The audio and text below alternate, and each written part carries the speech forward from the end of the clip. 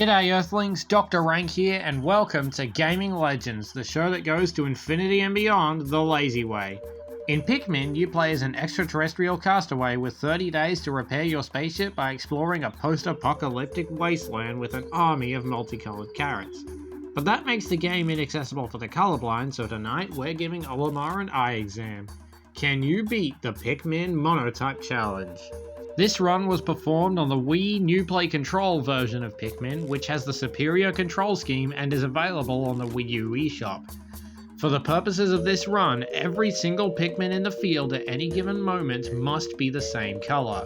If we ever have more than one color present, the run is invalid and the only way to keep it going is to reload a prior save. Additionally, the Wii release gives you the ability to travel back in time to the start of any previous day. Use of this feature is heavily restricted. As long as the most recent save file is still valid, we have to either live with our mistakes or die with them. The run is complete when we reach the game's good ending, which requires us to grab all the parts listed in orange text. However, as a bonus challenge, we'll be aiming for the true ending by grabbing all of them. I'll be covering most events chronologically, but some will be grouped together for the sake of cohesion.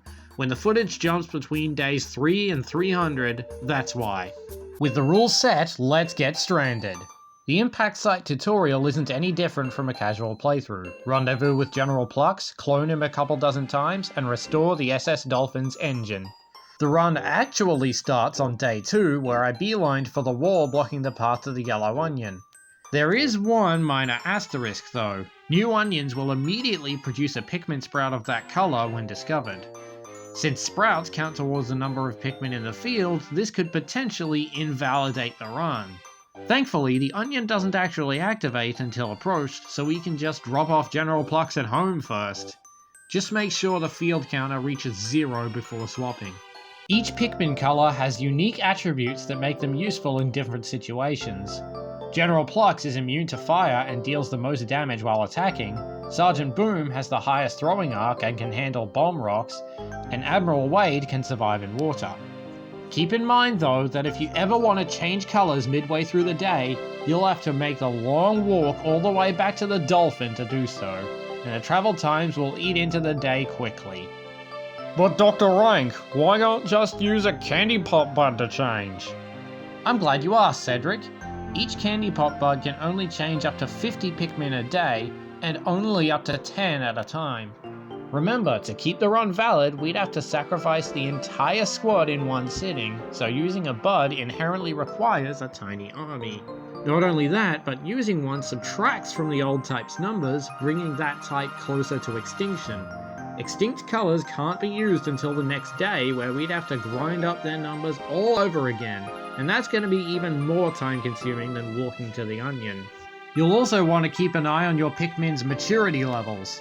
Pikmin grow flowers on their heads either gradually when left in the ground, or instantly when they drink nectar, making them stronger, faster, and more efficient. Logic dictates you should make them bloom as fast as possible, but challenge runs tend to fly in Logic's face. When a flower Pikmin dies in battle, there's a chance it will come back the next day as a new sprout. You'd have to withdraw the same type of Pikmin from the onion to avoid invalidation. You can use the radar to find the location of these sprouts, but it tells you nothing about their color since Hokatatian technology doesn't bother to look below the waist.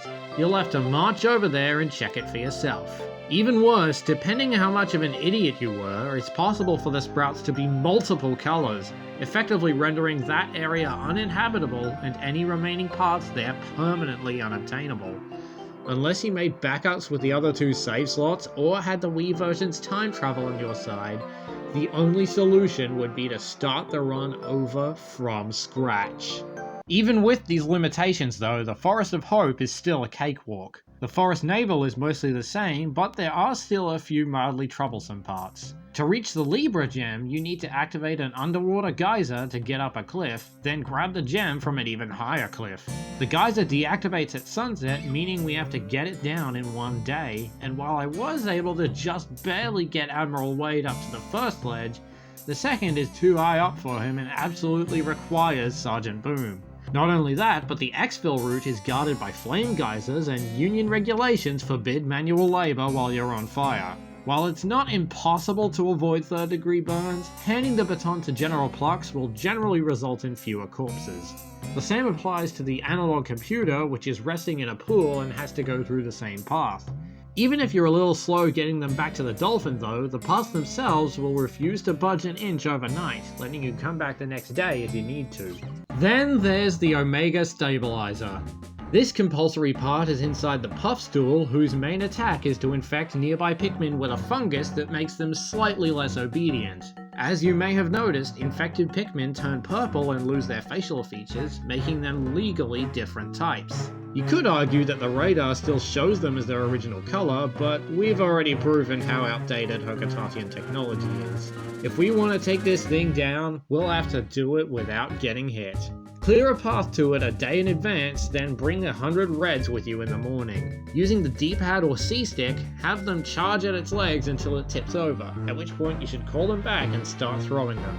If you don't get them on the first go, all hope isn't lost, provided you have a quick reaction time. The distance spraying relies mostly on Admiral Wade, but there is still one major roadblock. The Kronos reactor is required for the good ending, but its location is rather inconvenient. It's surrounded by water, but on a cliff that's too high for Admiral Wade to reach. The dev-intended method is to use the nearby Candy Pop buds to swap back and forth between yellows and blues, which just isn't gonna happen. As mentioned earlier, Candy Pop buds can only change up to 10 Pikmin in one load, meaning we'd have to bring only 10 blues with us. The reactor has a weight value of 20, and each Pikmin has a strength stat of 1. It is mathematically impossible for us to even pick up the darn thing. So, as much as I hate to admit it, it's time for me to throw mathematics in the trash, because the speedrun community has already figured out this one. Throw Admiral Wade onto this wall, then punch this spotty ball bear and lure him into this corner. Run up the ramp and hug the wall as it tries to bite you again. If done correctly, you'll get nudged out of bounds and can just walk up to where you threw the Admiral. From there, you can lead him straight to the Kronos reactor, no yellows required. Also, while I was trying to get the UV lamp and failing miserably, I somehow had more Pikmin in my squad than in the field for a good 2 minutes. Apparently, Olimar took Quantum Counting 101 at Hokatata University. I don't know why it happened, and I don't know why it stopped. All I do know is, it was creepy. With the 29th part in hand, we've unlocked the good ending and can take on the final trial.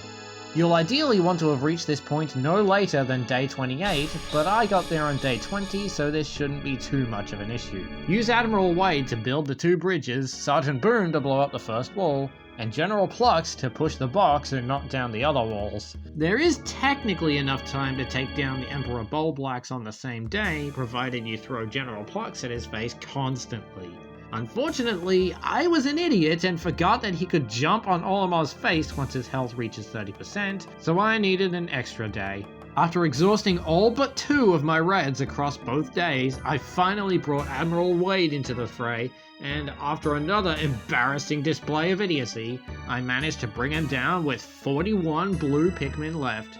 Just barely enough to carry the secret safe back to the Dolphin. With Olimar's life savings thoroughly retrieved, the Pikmin Monotype run is officially conquered. If you want to try this run yourself, I highly recommend it. It wasn't as difficult as I would have liked, but it's definitely a fun way to revisit one of my favorite games. And since Pikmin encourages speedrunning, I'd be remiss if I didn't urge you to beat my current Monotype record of 22 days. Before I go, shout out to my friend and fellow YouTuber Nathaniel Lawrence, who did the redesign of Cedric the Wallaby, and double special thanks to TRR, whose video was used for reference in figuring out the Kronos reactor. Links to their channels are in the description. And be sure to subscribe and ring the bell so you don't miss the next episode or the next challenge run. That's all for now, and I will see you down under.